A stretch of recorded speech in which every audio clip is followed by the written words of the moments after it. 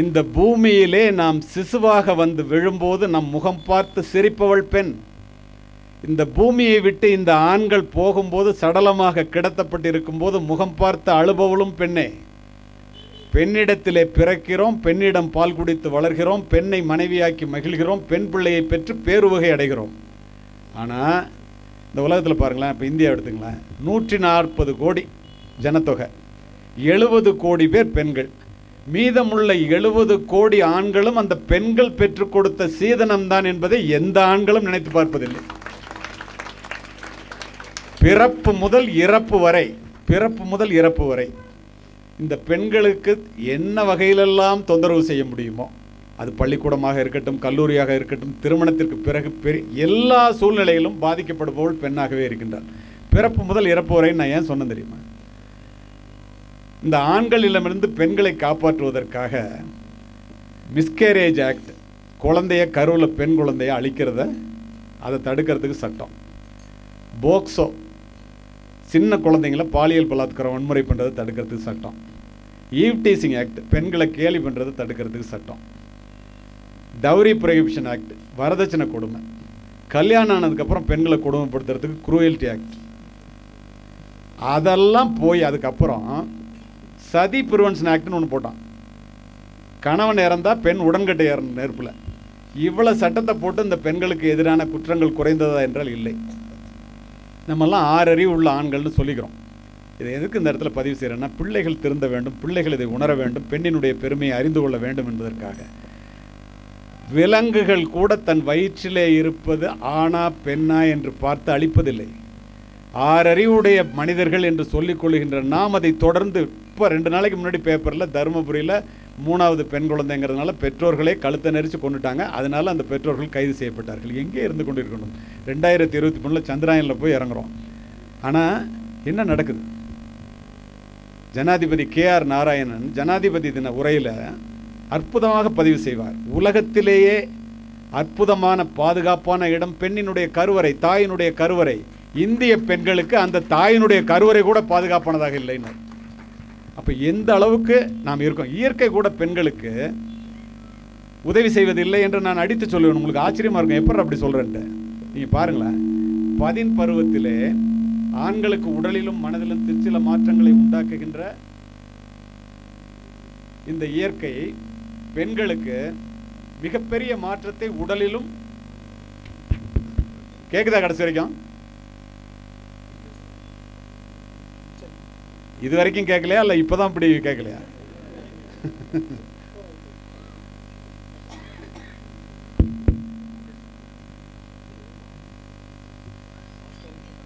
பேசலாமா? பின்னால கேட்குதில்ல. I am always particular about the last bench. You know why? The best brain of the nation may be found in the last benches of the classroom.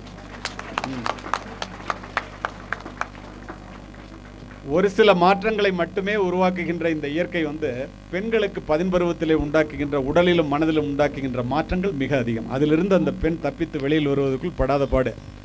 25 வருடங்கள் ஒரு மரம் ஒரு இடத்திலே வளர்ந்தால் அதை வேரோடு பிடுங்கி கொண்டு போய் வெளியிலே வைத்தால் அது வேர் பிடிப்பதற்கு எவ்வளவு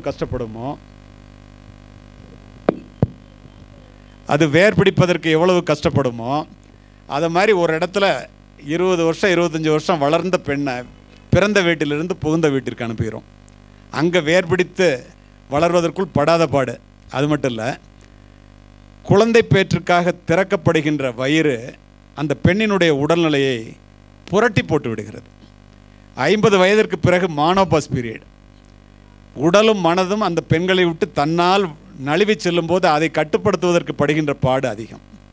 இதெல்லாம் முடிஞ்ச பின்னால் பார்த்தீங்கன்னா கடைசியில் மார்பக புற்றுநோய், கருப்பை புற்றுநோய் என்று பெண்களுக்கே உரிய புற்றுநோய், ஹீமோதெரபி, ரேடியோதெரபி, அதற்கே உரிய கடுமையான சிகிச்சை, இதெல்லாம் ஒரு இருமல் தும்மலை போல கடந்து இந்த ஆண்களை உயிர்ப்பதற்காகவே அவர்கள் பிறவி எடுத்ததைப் போல செய்கின்றார்கள். ஆனால் நம்ம என்ன செய்கிறோம்? இந்த கோவிட் நேரத்தில் கூட ஒரு இருமல் தும்மல்னா கூட நமக்கு 3ஆம் உலகப் போரே வெடிக்கும். பௌராணி கதைகள்னு ஒரு கதை இருக்கும்.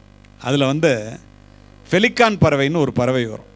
தன் குஞ்சுகளுக்கு இறை கிடைக்காத போது அந்த ஃபெலிக்கான் பறவை தன்னுடைய நெஞ்சை தன்னுடைய அலகினால் கீறி அதிலே வடிகின்ற இரத்தத்தை பிடித்து குஞ்சுகளுக்கு ஊட்டி குஞ்சுகளினுடைய கண்ணை பார்த்து அதனுடைய மகிழ்ச்சியை பார்த்து தன்னுடைய வலியையும் தன்னுடைய பசியையும் அடக்கிக் கொள்ளுமாம். அது மாதிரி ஒவ்வொரு வீட்டிலும் மனைவி என்ற பெயரிலோ தாய் என்ற பெயரிலோ ஒரு பெலிக்கான் பறவை இருக்கின்ற காரணத்தினால்தான் இந்த பூமியை இந்த உலகமே நடந்துகிட்டு இருக்கு. இதை தயவு செய்து ஆண்கள் மறந்து விடக்கூடாது. பெண்களினுடைய பெருமை என்ன என்பதை பெண்களும் புரிந்து கொள்ள வேண்டும். சமீபத்தில் இந்த ஒன்றை சொல்லி முடிக்கின்றேன். அருமை நண்பர்களே, 2 மாதத்துக்கு முன்னால் ஒரு பையன் சிங்கப்பூரில் என்ஜினியராக வேலை பார்க்குறான். திருச்சி ஏர்போர்ட்டுக்கு வர்றான். தன்னுடைய தாயை அழைத்து கொண்டு சிங்கப்பூருக்கு போகலாம் வாமான்னு அழைச்சிட்டு வர்றான். இதை அப்படியே ஞாபகம் வச்சுங்க. ஒரு அற்புதமான ஒரு தாய், தன்னுடைய கணவனை இழந்த விதவை தாய், 10 பாத்திரம் தேய்ச்சி பிள்ளைய படிக்க வச்சு இருந்த காணி நிலத்தில் பாதியை விற்று சிங்கப்பூரில் வேலையும் வாங்கி கொடுத்துட்டாங்க. வயதான தாய் 2 வருஷம் வந்து பார்த்துட்டு போனான். நான் சொல்கிறது கதை இல்லை, நிஜம். அடுத்த 2 வருஷம் ஃபோனில் பேசினான். அதுக்கப்புறம் பேசுகிறதே இல்லை. படாத பாடுபட்டு ஃபோன் நம்பரை வாங்கி அவனை காண்டாக்ட் பண்ணி, தயவுசெய்து வாடா, வயசாகிடுச்சு, ஒரு கல்யாணம் பண்ணிக்கடா, பேரப்பிள்ளையை பார்த்துட்டு செத்து போகிறேன்னு எல்லாரும் சொல்கிற மாதிரி அந்த அம்மா சொல்கிறாங்க. நான் சொல்கிறதெல்லாம் நீ கேட்டேன்னாக்கா நான் வருவேங்கிறான். நீ என்ன சொன்னாலும் கேட்குறாங்க. பெற்ற மனம் வர்றாங்க. அந்த பையன் வர்றான். வந்தோடனே அந்த வீட்டை விற்றுரு, இந்த நிலத்தை விற்றுருன்னு இருக்கிற மீதி மிச்சம் இருக்கிறது எல்லாத்தையும் விற்க சொல்கிறான். கூட பிறந்த அந்த பெண் தாயினுடைய கூட பிறந்தவங்களாம் இது வீட்டெல்லாம் ஏண்டி விற்கிறேங்கிறாங்க. பிள்ளை பாசம் கண்ணை மறைத்தது வேண்டான்னு சொல்லிட்டு எல்லாத்தையும் விற்றுறாங்க. பணத்தெல்லாம் கொடுன்னா. பணத்தெல்லாம் அனுப்பிச்சிட்டான். கொஞ்சம் பணத்தை கையில் எடுத்துக்கிட்டான். வா சிங்கப்பூர் போகலாம், சிங்கப்பூர் வந்தேன்னா நீ சொல்கிறபடி நான் கல்யாணம் பண்ணிக்கிறேங்கிறான். இந்த ஏழை தாய் அதை நம்பி போகிறான். பெற்ற தாய், கணவன் இல்லாமல் வளர்க்கப்பட்ட குழந்தை. ஏன் இதை திரும்ப திரும்ப சொல்கிறேன்னு தெரியுமா? அவனுக்கு கல்யாணம் ஆகி ஏற்கனவே 2 குழந்தை இருக்குது. இந்த அம்மாவுக்கு தெரியாது. ஏர்போர்ட்டில், திருச்சி ஏர்போர்ட்டில், திருச்சியிலேருந்து புதுக்கோட்டைக்கு போகிற வழியில் வீடு, அழைச்சிட்டு வந்து வீட்டில் உட்கார வச்சுட்டு, ஏர்போர்ட்டில் வாசலில் உட்கார வச்சுட்டு டிக்கெட் எடுத்துகிட்டு வரேன்ட்டு போகிறோம். அந்த அம்மாவுக்கு ஏர்போர்ட்டில் உள்ளே போய் டிக்கெட் எடுத்து சிங்கப்பூர் போக முடியுமானே தெரியாது. 5 மணி நேரம் ஆச்சு. காலையில் 7:30 மணிக்கு உட்கார வச்சது 12:30 மணி ஆச்சு.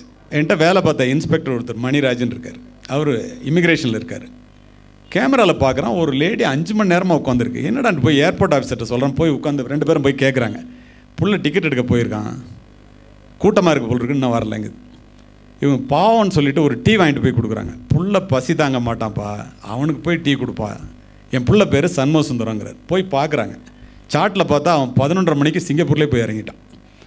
தான் பெற்ற தாயை சிங்கப்பூருக்கு போகலான்னு ஏமாற்றி இருக்கிறத அத்தனையும் விற்று அந்த தாய் 10 பாத்திரம் தேய்த்து படிக்க வச்ச ஒரு புள்ள அந்த தாயை ஏமாற்றிட்டு போகிறான். தான் ஏமாற்றப்பட்டோம் என்பதை அறிந்து கொண்ட அந்த தாய் ஒரு ஆட்டோ எடுத்துகிட்டு வீட்டுக்கு போய் தன்னுடைய வாழ்க்கையை எப்படி முடித்து கொண்டாள் என்றால் நீங்கள் யாரும் தாங்க மாட்டீர்கள். இதற்காகவா படிக்க வைக்கின்றோம்? இதுவா பிள்ளைகளினுடைய பாசம்? தாயிலிருந்து தான் தலைமுறை தொடங்குகிறது. ஒவ்வொரு தாயும் ஒரு வரலாறு.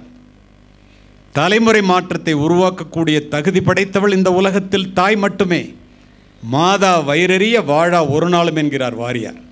மாதாவை ஒரு நாளும் மறக்க வேண்டாம் என்கிறது உலக நீதி. அன்னையும் பிதாவும் முன்னறி தெய்வம் என்கிறது கொன்றை வேந்தன். யார் இல்லை என்றால் இந்த உலகத்தில் நீ பிரவேசித்திருக்கவே முடியாதோ, யாரை இழந்து விட்டால் நீ திரும்ப பெற முடியாதோ அவளுடைய பெயர்தான் தாய் என்று சொல்லுபவர் ராமகிருஷ்ண பரமஹம்சர். பலவீனத்திலும் பலவீனமாக உன்னை 10 மாதம் சுமந்து புரண்டு படுத்தால் கூட உனக்கு வலிக்குமே என்று உனக்கு வேண்டியதை உண்டு தனக்கு வேண்டியதை வெறுத்து நீ பிறப்பதற்கு முன்பே உனக்காக இறைவனிடத்திலே வேண்டிய ஒரே ஒரு உன்னதமான ஜீவன் இந்த உலகத்தில் உண்டென்றால் அது உன்னை பெற்ற தாயை தவிர யாரும் இல்லை. நீங்கள் சூடிடும் மணிகள் அவர்கள் வியர்வையின் துளிகள்.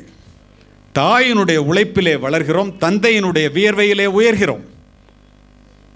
யாராவது மறுக்க முடியுமா? அதை அவர்கள் சேற்றிலே கால் வைத்ததால் தான் நீங்கள் சோற்றிலேயே கை வைக்கின்றீர்கள். தாயை போற்றி வீழ்ந்தவனும் இல்லை, தாயை தூற்றி வாழ்ந்தவனும் இல்லை. ஓலை குடிசையிலே ஒழுகும் மழைநீரை குழந்தை மேல் படாமல் காப்பதற்காக இந்த பகுதியிலே ஒவ்வொரு தாயும் தன்னுடைய உடலை கூடாரமாக்குகிறாள். நீங்கள் நனைந்திருப்பீர்கள் மழைநீரால் அல்ல, தாயினுடைய கண்ணீரால். நான் இந்த இடத்திலே உங்களிடத்திலே இப்போது நான் பேசிக்கொண்டிருக்கின்றேன். நீங்கள் நினைக்கலாம் காவல்துறை உயர் அதிகாரி, நாடறிந்த பேச்சாளர் என்று. அதற்கு யார் காரணம் தெரியுமா?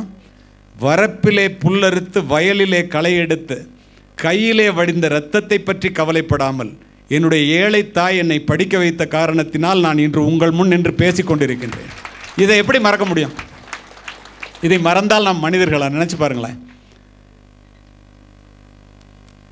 உண்டாக்கி பாலூட்டி வளர்த்த தாயை உமையவள் என்று உணர்கிறோ உணர்ச்சி கட்டியிருமாம் பாரதி. கண்ணை விளக்காக்கி கையை தொட்டிலாக்கி இரத்தத்தை பாலாக்கி வளர்ப்பவள் தாய். யாராவது மறுக்க முடியுமா? அதை யோசித்து பாருங்க. கோடிக்கணக்கான யூதர்களை கொன்று குவித்த ஹிட்லர் கூட 2ஆம் உலகப் போருக்கு பின்னால் தன்னைத்தானே துப்பாக்கியால் சுட்டுக்கொண்டு இறக்க வேண்டும் என்று நினைத்த போது தன் தாயினுடைய புகைப்படத்தை எடுத்து மார்பிலை வைத்து தழுவியபடி துப்பாக்கியால் சுட்டுக்கொண்டு இறந்து கிடந்தான் என்கிறது வரலாறு. கோடிக்கணக்கான யூதர்களை கொன்று குவித்தவன் கொடுங்கோலன். அவனே தாய்ப்பாசம் விடலை. பட்டினத்தார் வேற எங்கேயும் இல்லைங்க, தமிழ்நாட்டில் பூம்புகாரில்.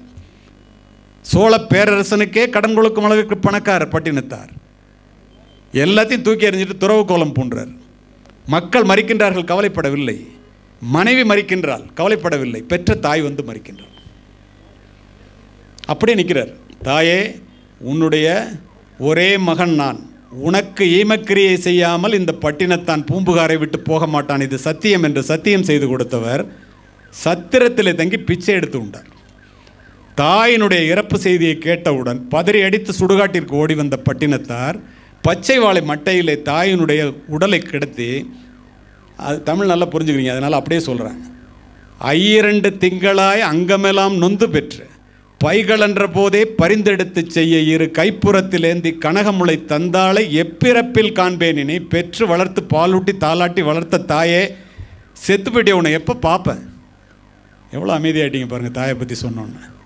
முந்தி தவம் கிடந்து 300 நாள் அளவும் அந்தி பகலாய் சிவனை ஆதரித்து தொந்தி சரிய சுமந்து என்னை பெற்ற தாயார் தனக்கோ எரிய தளல் மூட்டுவேன். வட்டிலிலும் தொட்டிலும், வட்டில்னா சோறு ஊட்டுற தட்டு, வட்டிலிலும் தொட்டிலும் மார்மேலும் தோல்மேலும் கட்டிலும் வைத்தென்னை காதலித்து முட்டை சிறகலிட்டு காப்பாற்றும் தாய்க்கோ விறகலிட்டு தீ மூட்டுவேன். விறகுல கூட நெருப்பு வைக்க முடியாதுரா, உள்ளே இருக்கிறது அம்மாங்கிறார். அம்மா பிள்ளைய கொஞ்சுறாங்களாம். எப்படி? அரிசியோ நான் இடுவேன் ஆத்தாள் தனக்கு வரிசையிட்டு பார்த்து மகிழாமல் ருசியுள்ள தேனே அமிர்தமே செல்வத் திரவிய பூ மானே என்று அழைத்த தாய்க்கு அள்ளி இடுவது அரிசியோ கொள்ளிதனை வைப்பேனோ கூசாமல் முன்னை இட்டத்தி முப்புறத்திலே பின்னை இட்டத்தி தென்னிலங்கையில் அன்னை இட்டத்தி அடிவயிற்றிலே யானும் இட்டத்தி மூழ்க மூழ்கவே என்று ஒரு துறவி தாய்ப்பாசத்திலே கதறினார் என்றால் நாம் நம் பெற்ற தாயையும் தந்தையையும் எப்படி பார்த்து கொள்ள வேண்டும்? ஒரு மாதத்திற்கு 2 முறை வெளிநாடு சென்று நான் உரை நிகழ்த்து போவேன். 360 பேரை சுமந்து கொண்டு ஒரு விமானம் 35,000 அடி உயரத்திலே பறக்கிறது. திடீரென்று ஒரு வெடிச்சத்தம். அப்பாக்கள் நிறைய பேர் இங்கே உட்காந்துருக்காங்க, அதுக்காக இந்த பதிவு. புகைமண்டலம். காக்பிட்லேருந்து பைலட் வந்து என்ஜின் ஆஃப் ஆகிடுச்சு, மத்திய தரைக்கடலில் விழ போகிறோம், எல்லோரும் லைஃப் ஜாக்கெட்டை போட்டுங்கிறோம். எப்படி இருக்குன்னு பாருங்கள். புவியீர்ப்பு விசையில் ஆடி ஆடி 20,000 10,000 வந்துகிட்டே இருக்குது கடலை நோக்கி. துணை விமானி மட்டும் முயற்சியை கைவிடாமல் தொடர்ந்து ட்ரை பண்ணிட்டு இருக்கான். திடீர்னு கிரீன் லைட் எரியுதுன்னு கத்துறான். விமானியும் காக்பிட்டுக்குள்ளே தாண்டி உட்காந்து 2 பேரும் முயற்சி பண்ணுறான். என்ஜின் ஸ்டார்ட் ஆகிடுது. தண்ணீரை தொட இருந்த விமானத்தை மீண்டும் மேலே ஏற்றி எமர்ஜென்சி லேண்டிங்னு சொல்லி பக்கத்து நாட்டில் தரையிறக்குறாங்க. எல்லோரும் உயிரை கையில் பிடிச்சிட்டு வெளியில் வரும்போது அங்கேருந்து பத்திரிகைக்காரர்கள் வந்து இறப்பினுடைய விளிம்பை தொட்டு விட்டு வந்தீர்களே, கடைசியாக என்ன நினச்சிங்க? எல்லா நாட்டுக்காரனும் இருக்கான், 360 பேர். ஒருத்தன் நாட்டை சொல்கிறான், ஒருத்தன் மனைவியை சொல்கிறான், ஒருத்தன் பேங்க் பேலன்ஸ் சொல்கிறான். அருமை பெரியோர்களே, மாணவர்களே, என் பிள்ளைகளை அனாதையாக விட்டு விட்டு இறக்கப் போகிறோமே என்று கதறி கதறி அழுதேன் என்று பதிவு செய்த 11 பேரும் இந்திய தந்தைகள் என்பதை மனதிலே பதிய வைத்துக் கொள்ளும். இதுதான் தாய், இதுதான் தந்தை. அவங்களே நீங்கள் சரியாக பார்த்துக்கலன்னா, அவங்கள்ட்டே உண்மையாக பாசம் இல்லைன்னா நான் யார் தெரியுமா? நீ யார்? உன்னுடைய உடலிலே ஓடுகின்ற இரத்தம், எலும்பு, சதை, உயிர், உடல் அத்துணையும் அந்த பெற்றோர்கள் போட்ட பிச்சை என்பதை கடைசி வரை மறந்து விடாதீர்கள். அதையே புரிஞ்சுக்கிறது இல்லையே. தாயினுடைய வலிமை என்னன்னு தெரியுமா உங்களுக்கு? சமீபத்தில் நடந்த சம்பவத்தை சொல்லி 2 நிமிஷத்தில் முடிக்கிறேன். ரொம்ப ஆழ்ந்து கேட்குறீங்க, அதுவும் குறிப்பாக பிள்ளைகள். என்னுடைய வீட்டில் என்னை தவிர 4 மருத்துவர்கள். நான் ஒரு மருத்துவமனைக்கு சொந்தக்காரன். அதனால் இந்த இந்தியாவில் நடந்த இந்த தகவல் எனக்கு அப்படியே தெரியும். 12 வயது நிரம்பிய 6ஆம் வகுப்பு படிக்கின்ற ஒரு பெண் குழந்தையை அழைத்து கொண்டு தாயும் தந்தையும் இந்தியாவிலே உள்ள மிகப்பெரிய மருத்துவமனைக்கு, மிகப்பெரிய மருத்துவர், அவர்கிட்ட கார்டியாலஜிஸ்ட் மட்டும் 100 பேர் வேலை பார்க்குறாங்க. ஒரு நாளைக்கு 10 இதயத்தை அறுவை சிகிச்சை செய்பவர், அவர்கிட்ட அழைச்சிட்டு போகிறாங்க. அப்பாயின்மெண்ட் வாங்குறதுன்னா 6 மாதம் ஆகும். இந்த 6ஆவது படிக்கிற பெண் குழந்தை வலியில் துடிக்கிறதுனால அவசர அவசரமாக அழைச்சிட்டு போகிறாங்க. அங்கே உள்ள மருத்துவர்கள் பார்த்துட்டு எவ்வளோ துடிக்குதுன்னு சொல்லிவிட்டு, இதுக்கெல்லாம் அப்பாயின்மெண்ட் 6 மாதம் கொடுத்தா அதுக்குள்ளே செத்து போயிடும்னு சொல்லிட்டு போய் டாக்டர்கிட்ட சொல்கிறாங்க. சர்ஜரியில் இருக்கார். டாக்டர் பேர் கூட எனக்கு தெரியும். அவர் அப்படியே சர்ஜரியை மற்றவங்கள தொடர சொல்லிட்டு வர்றாரு பார்க்குறது. இந்த பொண்ணு துடிக்குது. ஒரு இன்ஜெக்ஷனை போட்டு டெஸ்ட் பண்ணுறாரு. பார்த்துட்டு அந்த அம்மாவையும் அப்பாவையும் கூப்பிட்டு சொல்கிறாரு, இந்த பிள்ளை நான் 6 மாதத்துக்கு தான் உயிரோடு இருக்கோம், இதயத்திற்கு வருகின்ற இரத்த குழாய்கள் எல்லாமே அடப்பட்டு போச்சு, இன்னமும் பிழைக்காது, அது இங்கே சாக வேண்டாம், தயவுசெய்து வீட்டுக்கு அழைச்சிட்டு போயிடுங்கிறார். உடனே அந்த தாய் அந்த மருத்துவரனுடைய கையை பிடித்து கொண்டு கதறுகிறாள். நீங்கள் உலகத்தில் பெரிய டாக்டர், ஒரு நாளைக்கு 10 ஆப்ரேஷன் பண்ணுறீங்க, இவ்வளோ பெரிய மருத்துவமனை, உங்கள்கிட்ட வர்றவங்க யாரும் சாகிறதில்லன்னு நான் கேள்விப்பட்டிருக்கேன், ஏன் அப்படி சொல்கிறீங்கன்னு கேட்டோன்னா, இல்லைம்மா 30% தான் அந்த பிள்ளை பிழைக்கிறதுக்கு வாய்ப்பு, 70% செத்து போகிறதுக்கு தான் வாய்ப்பு இருக்குது, அதனால சொல்கிறேங்கிற. 10% இருந்தால் கூட என் பிள்ளை பிழைக்கும், நீங்கள் ஆப்ரேஷன் பண்ணுங்கள், எங்கே கையெழுத்து போடணும் சொல்லுங்கள். பக்கத்தில் தந்தை கதறிட்டு இருக்காரு, கையெழுத்து போட்டு கொடுத்துட்றாங்க. இந்த அம்மாவுடைய கட்டாயம் தாங்காமல் அந்த டாக்டர் ஒத்துக்கிட்டு ஆப்ரேஷனுக்கு டேட் குறித்து 1 வாரம் அட்மிஷன் போட்டார். ஒவ்வொரு நாளும் இந்த டாக்டர் மற்ற டாக்டர் புடைசூல ரவுண்ட்ஸ் போகும்போது இந்த அம்மாவுடைய ரூமை கடக்கும்போது ஒவ்வொரு நாளும் அந்த அம்மா அந்த பிள்ளைகிட்ட சொல்லிகிட்டு இருக்கு, நம்ம வணங்குற தெய்வம் நம்ம இதயத்தில், உன் இதயத்தில் இருக்கு, 10% இருந்தால் கூட நீ பொழைச்சிக்குவ, உனக்கு 30% இருக்கு, நீ பரீட்சைக்கு போவ, நீ பெரிய ஆளாவ, நல்லா படிக்கலாம், ஸ்கூலுக்கு நீ திரும்ப போவ, என்னை நம்புடா அப்படின்னு சொல்கிறத கேட்டுக்கிட்டே இந்த டெய்லி இந்த டாக்டர் மற்ற டாக்டர்கிட்ட சொல்கிறார், இன்னும் அவ்வளோ கொஞ்சம் தான் ஹோப் இருக்குது, இந்த அம்மா இவ்வளோ நம்பிக்கையை சொல்லுதே அப்படின்னு பேசிகிட்டே போகிறார். 7ஆவது நாள் ஆப்ரேஷன் தியேட்டரில் டேபிளுக்கு வந்துருச்சு குழந்தை. க்ரீன் கோட் எல்லாம் க்ரீனில் முகத்தில் கட்டிக்கிட்டு க்ரீன் கோட்லாம் போட்டுட்டு எல்லாம் சர்ஜரிக்கு வந்துட்டாங்க. 10 டாக்டர் புடைசூல அந்த பொண்ணு படுக்க வச்சுருக்காங்க. அந்த பொண்ணை இப்படி தட்டி, டாக்டருக்கே தெரியாது இந்த பொண்ணு 5 மணி நேரம் கழிச்சு ஆப்ரேஷன் உயிரோடு இருக்குமா இல்லையான்னு, அவ்வளோ சந்தேகம். ஒரு தட்டி கவலைப்படாதம்மா, என்னால் முடிஞ்ச வரைக்கும் செய்கிறேன், பயப்படாதங்கிறார். அந்த பொண்ணு சொல்லுதுங்க, I don't have any fear, I am having a question to you. என்ன கொஸ்டின்மா? இல்லை, நீங்கள் இதயத்தை அறுத்து தான் ஆப்ரேஷன் பண்ணுவீங்களா? ஆமாம். நம்ம கும்பிட்ற தெய்வம் என்னை கைவிடாதான், அது என்னுடைய இதயத்தில் இருக்கான், நான் கடவுளை பார்த்ததில்ல, நீங்கள் இதயத்தை அறுத்து தானே ஆப்ரேஷன் பண்ணுவீங்க. எங்கள் அம்மா சொன்னாங்க, நீங்கள் இதயத்தை அறுக்கும்போது கடவுள் எப்படி இருக்காருன்னு பாருங்கள், நான் நிச்சயமாக பொழைச்சிக்குவேன், பொழைச்சிக்கிட்டோன்னே கேட்பேன், நீங்கள் சொல்லணுங்க. மிரண்டு போகிறார் டாக்டர். சர்ஜரி ஸ்டார்ட் ஆகிடுச்சு. 50வது நிமிடத்திலே இதயத்திற்கு வருகின்ற இரத்த குழாய்கள் அத்துணையும் அடைபட்டு இதய துடிப்பு முற்றிலுமாக நின்று விடுகிறது. குழந்தை இறந்து போச்சுன்னு டாக்டர் முடிவு பண்ணுறார். பாடியை க்ளோஸ் பண்ணி சொந்தக்காரங்கிட்ட கொடுங்க அப்படின்னு சொல்லும்போது இந்த டாக்டர் கண்ணில் வழிஞ்ச கண்ணீரை துடைக்கிறார், கண்ணாடியை கழட்டி. எவ்வளோ நம்பிக்கையோடு அந்த குழந்தை வந்துச்சு. நம்மளுடைய முயற்சி, நம்மளுடைய படிப்பு, நம்மளுடைய அனுபவம் எல்லாமே வீணாக போச்சே அப்படின்னு நினச்சிட்டு ஒரு அடி எடுத்து வைக்கிறாரு. பக்கத்தில் இருக்கிற லேடி டாக்டர் ஒரு தட்டி, doctor blood is coming to the heart அப்படின்னு சொல்லுது. உடனே அவசரமாக எல்லாத்தையும் திரும்ப ஆன் பண்ணுறாங்க. 5 மணி நேரம் ஆப்ரேஷன் நடக்குது, குழந்தை பிழைச்சிக்குது. டாக்டர் திரும்பி கேட்குறாரு, ஏன் 1 நிமிஷம் ஹார்ட் நின்று இது மாதிரி நீங்கள் எப்போயாவது பார்த்துறீங்களா? இல்லைங்கிறார். 7வது நாள் ஆப்ரேஷன் சர்ஜரி என்ன கம்ப்ளீட், எல்லா சுவிச்சஸையும் பிரித்தாச்சு. அந்த பொண்ணை பார்க்கணுன்னு இவர் போகணும். அப்போ கேட்குறாரு மற்ற டாக்டர்லாம் கூப்பிட்டு, அது பயங்கர வெடித்தனமாக இருக்கே அந்த பொண்ணு, கடவுளை பார்த்தீங்களான்னு கேட்குமே, நான் என்னையா சொல்கிறது அப்படிங்கிறார். எல்லோரும் ஒவ்வொன்று சொல்கிறான். ஒரு முடிவோடு போகிறார். உள்ளே போனோன்னே அந்த பொண்ணு உடையாந்து ஒரு கையை கட்டிக்கிட்டு, டாக்டர் கடவுளை பார்த்தீங்களான்னு கேட்குது. பார்த்தேங்கிறார். எப்படி இருந்தாருன்னு கேட்குது. அருமை பெற்றோர்களே, மாணவ மாணவிகளே, அந்த டாக்டர் கடவுள் இப்படித்தான் இருந்தார் என்று கையை பின்னால் காண்பிக்கின்றார். அவர் கை காண்பித்த இடத்திலே அந்த ஏழை தாய் நின்று கொண்டிருந்தாள். அந்த குழந்தை ஓடி போய் அந்த தாயை கட்டிட்டு, அம்மா நீ தான் கடவுளான்னுச்சு. இதுதான் உங்கள் அப்பா, இதுதான் உங்கள் அம்மா.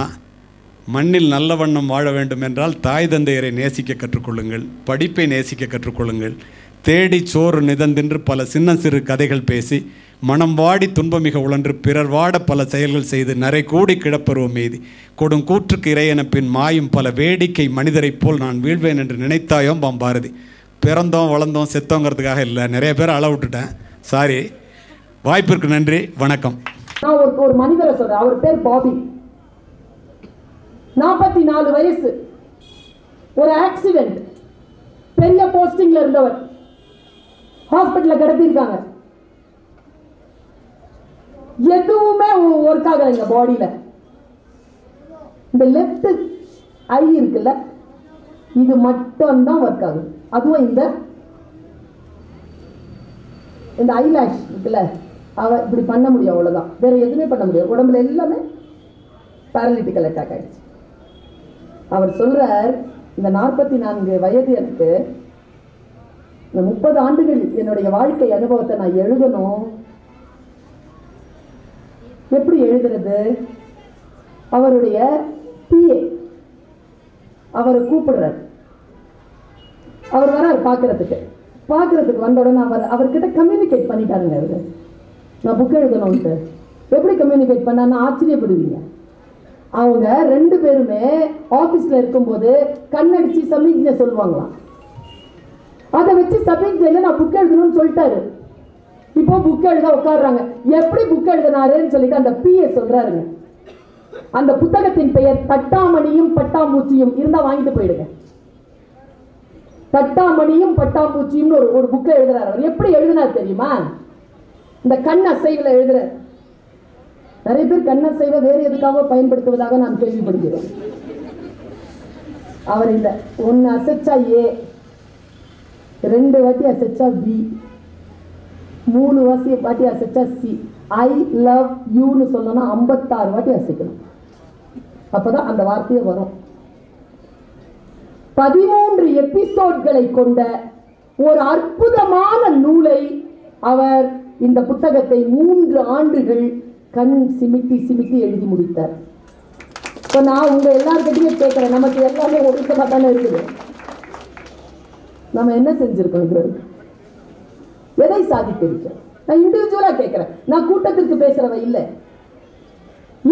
ஏன் நான் ஒரு மீட்டிங்ல பேசிட்டு இருக்கிறேன், ஈரோட்ல ஒரு அம்மா உட்காந்து அழுவுது, நல்லா அழுவுதுங்க.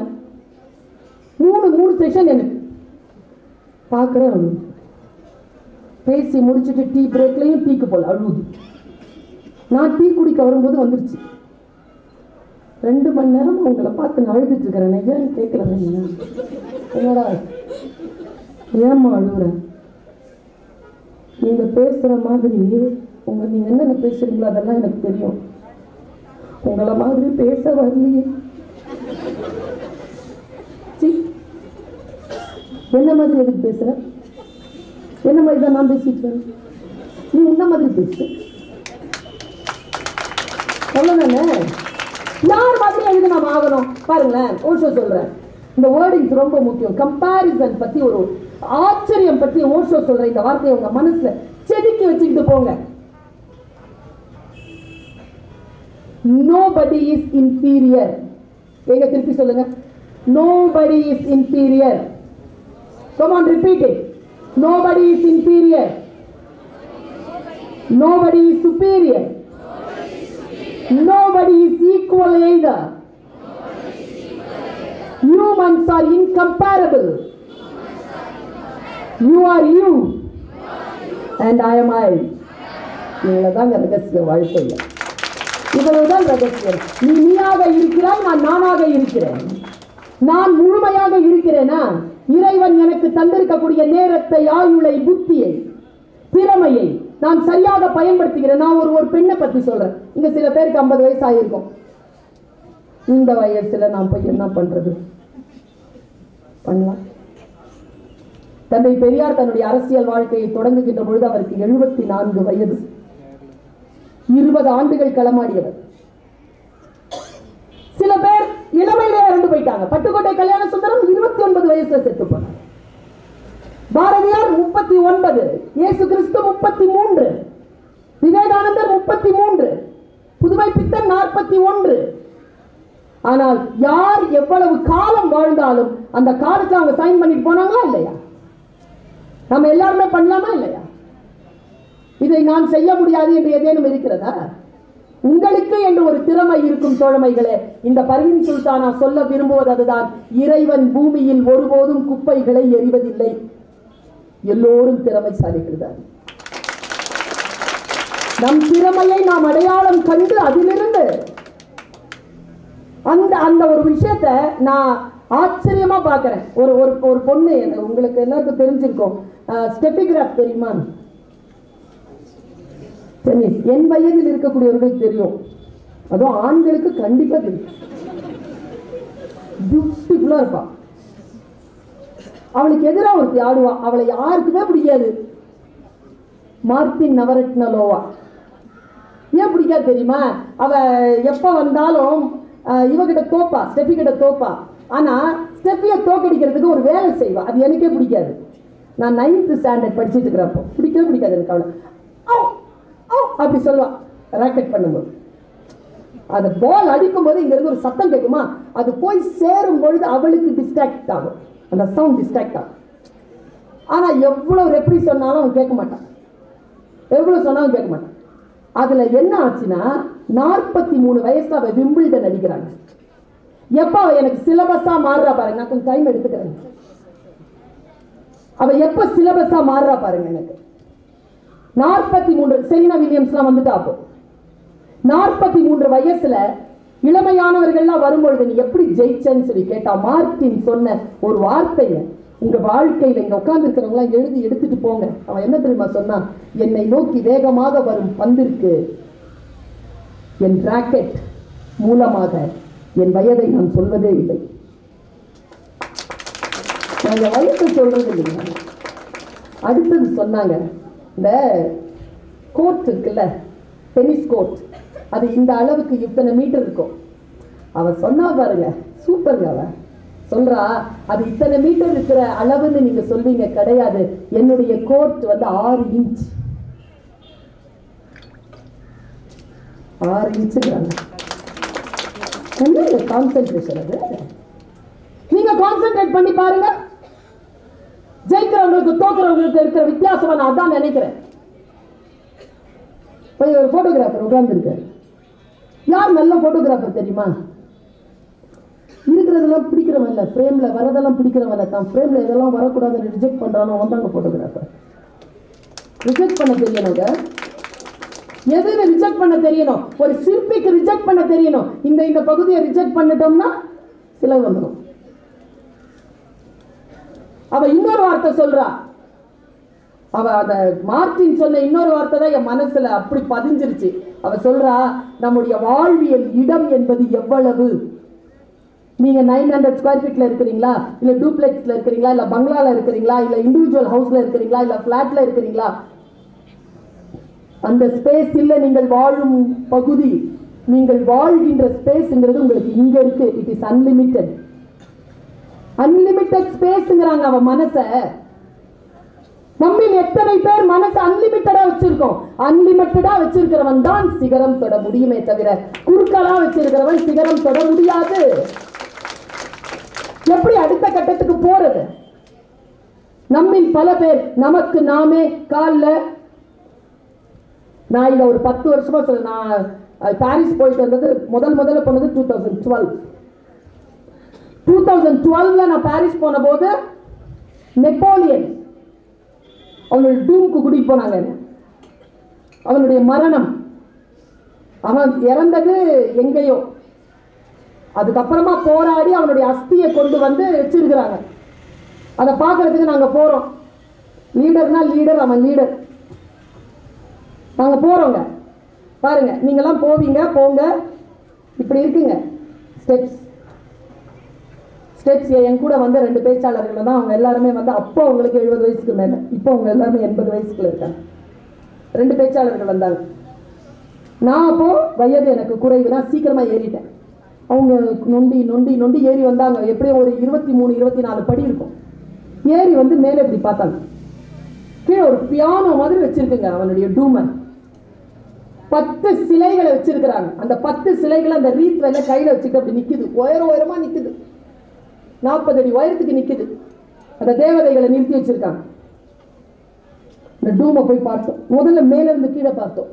அப்புறமா கீழே கூட்டிட்டு போய் பார்த்தாங்க. கீழே கூட்டிட்டு போய் பார்த்துட்டு அந்த கைடு என்ன பண்ணாரு, அப்படியே எங்களை வெளியில கூட்டிட்டு வந்தாரு பாருங்க. வெளியில காரு. நான் சொன்னேன், ஏயா கூட்டிட்டு வந்தது கார் இங்க தானே, அப்படியே அங்கே கூட்டு வந்துருக்கலாம்ல அப்படின்னு அவன் சொன்னா பாருங்க ஒரு பதில். அடே அப்பா, அவன் சொன்ன பதில மிக முக்கியமான பதில் அது. எங்கள் சக்கரவர்த்தி நெப்போலியனின் சமாதியை பார்க்க வேண்டும் என்றால் முதலில் எல்லோரும் தலை குனிந்துதான் பார்க்க வேண்டுமே தவிர இப்படி பார்க்க முடியாது என்பதற்காக நாங்கள் அப்படி அமைத்திருக்கோம். எப்படிங்க இது? என்ன அவன் அப்படி என்ன சம்பாதிச்சாங்க?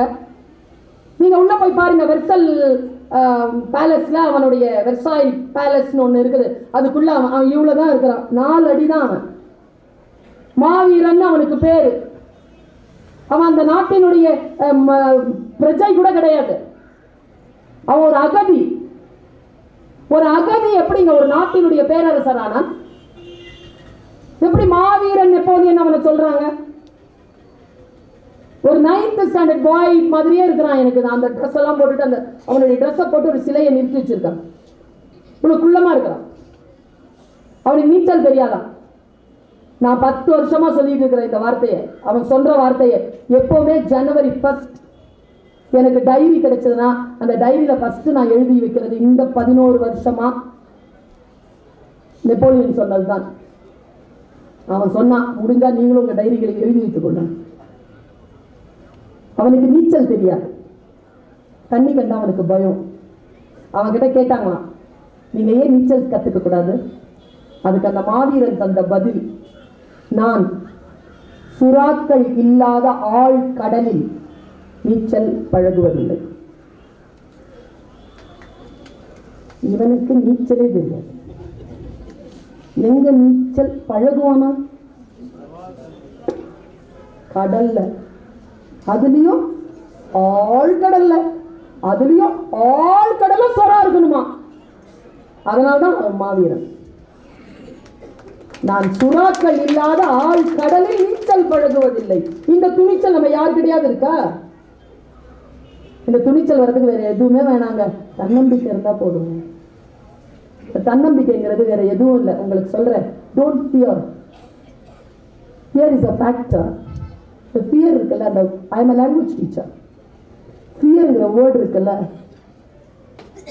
இட்ஸ் என்ன சொல், ஒரு சூடோ வேர்டு. அது false evidence appearing real. It's a false evidence. எங்க அப்பா சொல்வார், நிழலை கண்டு பயப்படுவனா? எங்க அப்பா சொல்வார், நிழலை கண்டு பயப்படாது, எங்கேயும் வெளிச்சம் இருந்தால் தானே நிழல் வரும். நிழல் அப்படியே வந்துருமா? நல்லா தெரிஞ்சுக்கோங்க, நம்முடைய வாழ்க்கையில் நாம் சில விஷயங்களை துணிந்து செயல்படுத்த வேண்டும். துணிச்சலா செயல்படுத்தணும். துணிச்சலா செயல்படுத்துகின்றவர்கள் சிகரம் தொடுகிறார்கள். இந்த டீச்சர்ஸ் இருக்கிறீங்க நிறைய பேர், அதனால நீங்க இந்த பிள்ளைகளை கூட்டிட்டு வந்தீங்கன்னா நிச்சயமா நல்ல டீச்சரா தான் இருப்பீங்க. ஏனென்றால் வகுப்பறைகளில் மட்டும் இல்லாமல் நேரம் போகுது, இருந்தாலும் குழந்தைகளை அழைத்து கொண்டு வந்து என் குழந்தைகள் எதனும் கற்றுக்கொள்ளட்டும் என்ன வந்து நிக்கிறீங்க பாருங்க டியூட்டி கான்சியஸோட. நான் இப்படி சொல்றேன், teachers, there is no bad or good students, there is only good and bad teachers. ஆமாங்க, I'm a teacher. அதனால சொல்றேன், குழந்தைகள்ல நல்லது கெட்டதுலே கிடையாதுங்க. அது குழந்தைங்க, அதுங்களுக்கு எது கொடுக்கணும் அப்படிங்கறத நமக்கு தெரியணும் இல்லையா? அதற்காக சொல்கிறேன், ஒரு ஆசிரியர் ஒரு குழந்தைக்கு எதை தந்துவிட முடியும்? I know, as a teacher, I know I cannot teach anything to my children. The only possibility is I can inspire them. I can inspire them for some extent. For some extent. Why should I inspire them? ஒன்னும் இல்லை, very simple, to aspire. அவர்கள் தன்னை முழுமையாக வெளிப்படுவதற்கு நான் கொஞ்சம் இன்ஸ்பிரேஷனா இருக்கிறேன், அவ்வளவுதான். நான் என் புத்தியை அவர்களுக்கு தருவதில்லை, தரக்கூடாது. as a teacher தரக்கூடாது. அவர்கள் புத்தி அவர்களுக்கு அறிமுகம் செய்து வைக்க வேண்டும். நான் உண்மையா சொல்றேன் குழந்தைகளை, கடந்த 5ஆம் தேதி சேலம் போயிருந்தேன். சேலம் போயிருந்த போது ஒரு மெலிந்த தேகம் மேடம் ஒரு அம்மா வந்து என்ன வணக்கம் சொல்லிச்சு. ஒரு 25லேருந்து 28 வயசு இருக்கும். என்ன உங்களுக்கு ஞாபகம் இருக்காது, ஆனா நீங்க எனக்கு ரொம்ப பிடித்தமான ஒரு ஸ்பீக்கர், நீங்க ஒரு நல்ல டீச்சர், வணக்கம். நான் இங்க சேலம்ல அடிஷனல் கலெக்டரா இருக்கிறேன். என் பேர் அலமேர் மங்கை. சரியா? அவங்க சொன்ன வார்த்தை அப்படியே சொல்றேன். 6 வருஷத்துக்கு முன்னால நான் தஞ்சாவூர் மெடிக்கல் காலேஜ்ல என்னுடைய ஃபைனல் படிக்கும் பொழுது நீங்க அங்க பேச வந்திருந்தீங்க. அந்த முத்தமிழ் விழாவினுடைய கமிட்டிக்கு நான் செக்ரட்டரியா இருந்தேன். உங்க பயோடேட்டா உங்க போன்ல நான் கேட்டிருக்கேன், என்ன ஞாபகம் இருக்கான்னு கேட்டேன். நான் யோசிச்சு பார்க்குறேன், என் ஃபோன்ல எத்தனையோ ஸ்டூடெண்ட்ஸ் என்னுடைய பயோடேட்டா கேட்குறாங்க. அவர்களிடத்தில் நான் மரியாதையாக என் பயோடேட்டாவை தருகிறேன். ஏனென்றால் இன்னும் 5-6 வருடங்களில் நான் அவர்களை கலெக்டராகவோ மந்திரியாகவோ பாராளுமன்ற உறுப்பினராகவோ மிகப்பெரிய ஒரு நிலையில் தான் நான் அவர்களை சந்திக்க போகிறேன் என்கின்ற அந்த அறிவு உணர்வோடு தான் நான் என்னுடைய தொலைபேசியில் அவர்களோடு உரையாடுகிறேன். என் வகுப்பிலே அவர்களோடு உரையாடுகிறேன். அவர்கள் தன்னுடைய வாழ்க்கையில் முன்னேறுவதற்கான அத்தனை சாத்தியக்கூறுகளும் கொண்டவர்கள் அப்படின்னு நான் நம்புற அந்த விதைகளை நான் தூவுகிறேன். ஆசிரியர்கள் அதைத்தான் செய்ய முடியும். என்னுடைய அம்மா இருக்காங்க இல்லையா, எனக்கு கெட்ட வார்த்தையில திட்டினதில்லை, திட்ட மாட்டாங்க, கோபப்படுவாங்க, ஏதாவது செய்வாங்க, ஆனா சொற்களில் அவர்களுக்கு கெட்ட வார்த்தை வராது. நான் இப்படி சொல்கிறேன், கிழிந்த பாயில் என்னை மடியில் படுக்க வைத்துக் கொண்டு என் அம்மா பறக்கும் கம்பளங்களை பற்றி கதை சொல்லுவார். என் அம்மாவின் கதைகளில் கிழிந்த பாய்க்கு வந்ததில்லை. அதனால்தான் நான் இப்பொழுது பறக்கும் கம்பளங்களில் இருக்கிறேன். உங்கள் குழந்தைகள் சிகரம் தொட வேண்டும் என்றால் அவர்களிடத்தில் நன்முறையில் உரையாடுங்கள், நல்ல வார்த்தைகளை அவர்களோடு பகிர்ந்து கொள்ளுங்கள். இது அடிப்படையில் நாம் புரிந்து கொள்ளக்கூடிய ஒரு விஷயம். நான் நெப்போலியனை பற்றி சொன்னேன் இல்லையா, நெப்போலியனிடத்தில் இருந்த தன்னம்பிக்கை இருக்குது. அது எப்படி வந்துச்சு அவனுக்கு? எனக்கு ஒரு தன்னம்பிக்கை இருக்கு, அது எப்படி வந்தது? இந்த தன்னம்பிக்கை எப்படி வருதுங்கிறத மட்டும் சொல்றேன். அவேர்னஸ். நான் ஜெயிப்பேன் என்றால் நான் ஜெயிப்பேன், நான் தோற்பேன் என்றால் நான் தோற்பேன். முதல்ல உங்க மனசு சொல்லக்கூடாது நீங்க தோத்துட்டீங்கன்னு. ஒரு காலம் இருந்தது, நோ, அந்த காலம்தான் இப்பொழுதும் இருக்கிறது. இதை கையில் எடுத்துக் கொள்வதற்கான அந்த முழுமையான ஆற்றல் நமக்கு வர வேண்டும் என்பதற்காக சொல்லுகிறேன். எல்லாமே சந்தோஷமான வினாடிகள் தான். Life itself is sufficient to celebrate. Don't seek days to celebrate. ஏன் தெரியுமா? கொரோனா வந்துச்சுல,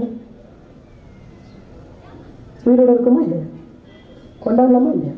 கொண்டாடுங்க, உயிரோட இருக்கிறத கொண்டாடுங்க. பேசினா புரியுது இல்ல, 3 மணி நேரம் ஒரே இடத்துல உட்கார முடியுதுல்ல, உடம்பு ஒன்றும் படுத்தல, கொண்டாடுங்க.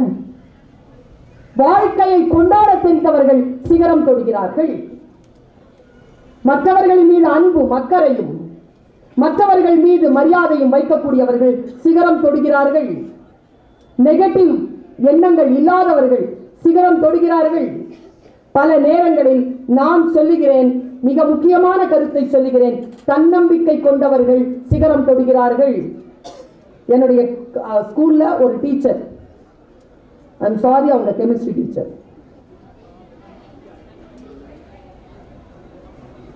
அனுராதாக்கு தெரியும். அது இங்கிலீஷ் மீடியம் படிச்சு வந்த பிள்ளை. அதை பார்த்தா எல்லாரும் கொஞ்சம்.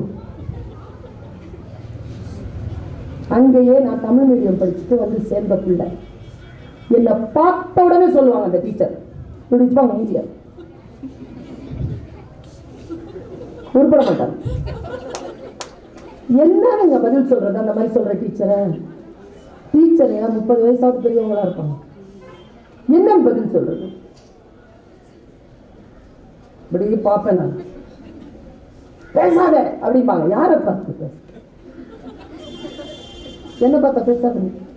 பேசுறதுக்கு போறோம் எல்லாம் இங்க இருக்கும், இங்க வராது, உழைக்க தெரியாது, அதான் இங்க வராது. அந்த டீச்சர் எப்படி ஜெயிச்சேன்னு தெரியுமா? பல 100 தடவை சொல்லிட்டேன். இத இன்னைக்கு உங்களுக்கும் சொல்றேன். ஆகாத டீச்சர் தான். அவங்கள ஜெயிச்சது ஒண்ணே ஒண்ணுதான், உருப்பட மாட்டேன்னு சொன்னல, இப்படி வச்சுட்டு சொன்னல. ஃபர்ஸ்ட் வந்த பிள்ளைய கையை தட்டி விட்டு செகண்ட் வந்த பிள்ளைக்கு ஃபர்ஸ்ட் பிரைஸ் கொடுத்தல. அவங்க ரிட்டையர் ஆகிறதுக்குள்ள அந்த ஸ்கூலுக்கு சீஃப் கெஸ்டா போயிட்டு வந்துட்டேன். அப்படிதானே சிகரம் தொட முடியும். வேற எப்படி தொடுவது? வார்த்தைகளில் மயக்கம் கொள்ளாமல் அதை செயல்பாடுகளில் கொண்டு வருவது, நம்மை நாமே ஜெயித்து கொண்டு போவது, எனக்கு நானே இலக்கை வைத்துக் கொண்டு போவது, புதிய விஷயங்களை படிப்பது. இன்னைக்கு யார்? ககன்யான். இன்னைக்கு அதுதான் செய்தி. நமக்கு தோத்துருச்சுன்னு சொல்லிட்டு இருந்தாங்க, தள்ளி வச்சுக்கிட்டே இருந்தாங்க. விட்டாங்களா இல்லையா? போய் அது மனிதர்கள் இருக்கிற இடத்த பேராசூட்ல இறக்கிட்டு வந்துச்சா இல்லையா? விஷயங்களை தெரிந்து கொள்ளுங்கள். அரசியல், அறிவியல், பொருளாதாரம், குடும்பவியல், ஆரோக்கியம், சுகாதாரம், எல்லாவற்றின் மீதும் கவனம் வையுங்கள். ஒன்றும் செய்ய வேண்டாம், கவனம் வையுங்கள். நீங்கள் கவனம் வைத்தாலே உங்களுக்கான சிகரம் எது என்பது உங்களுக்கு புரிந்து போகும். நான் இப்படி சொல்லி நிறைவு செய்கிறேன். குழந்தைகளை, பெருமக்களை, நம்முடைய வாழ்க்கை நம்ம கையில தான் இருக்கு. நம்ம ஜெயிச்சாகணும், தோக்க முடியாது. நெப்போலியன் போல. நெப்போலியன் தோக்கலைங்க, அவன் கொலை செய்யப்பட்டான். அவன் தோக்கல. குதிரை ஓட்டிக்கிட்டே போறாங்க, பின்னால் அந்த எல்லாரும் துரத்திட்டே வராங்க. முன்னால டன்னலுங்க, தண்ணி, அவனுக்கு நீந்த தெரியாது. 18 அடிங்க, அவன் குதிரை 12 அடி தாண்டு. ஆனா அவன் மனசுல நினைச்சாங்க, எனக்கு தெரியாத ஒரு விஷயத்துல நான் செத்தக்கூடாதுன்னு. தண்ணியில விழுந்திருந்தா செத்துருப்பாங்க. ஆனா குதிரையினுடைய ஸ்போர்ட்ஸ் நிறுத்தவே இல்லைங்க. அவன் தண்ணியில சாகல, மற்றவர்களால் சுட்டுக் கொல்லப்பட்டார், பகைவர்களால் சுட்டுக் கொல்லப்பட்டார் என்றுதான் வரலாறு சொல்கிறார். எப்படிங்க அவன் தாண்டினான் அந்த டன்னல? 12 அடி அவன் குதிரை தாண்டுச்சு. குதிரை அங்கே விட்டுட்டு குதிரையிலிருந்து 6 அடி அவன் தாண்டனான். இந்த தன்னம்பிக்கைங்க. என்னால் முடியும் என்று சொன்னார். டென்சிங் என்ன சொன்னாரு? என் மனம் எனக்கு சொல்லல நான் தோத்துருவேன், அதனால நான் ஜெயிச்சேன்னார்ல. நம் மனதை நாம் விழிப்புணர்வோடு வைத்துக் கொள்ள வேண்டும். யாரோ ஒருவர் தொட்ட சிகரத்தை தொடுவதற்கு முயற்சி செய்யாமல் நம் உயரத்தின் எல்லையை நாம் தொடுவோம். குழந்தைகளே, ஒரு பென்சிலுடன் தான் என்னுடைய வாழ்க்கையை நான் தொடங்கினேன். ஒரு பிடி டீச்சராக தான் என்னுடைய வாழ்க்கையை நான் தொடங்கினேன். ஆனால் இந்த பிரபஞ்ச சக்தி, அதன் மீது நான் வைத்த மிக முக்கியமான நம்பிக்கை, நான் இன்னைக்கு கிரீன் பென்ல சைன் பண்ணிட்டு இருக்கிறேன். என்னாலேயே முடியும் என்றால் உன்னால் முடியாதா? உன்னால் முடியாதா? பிரபஞ்ச சக்தியின் மீது கவனம் கொள்.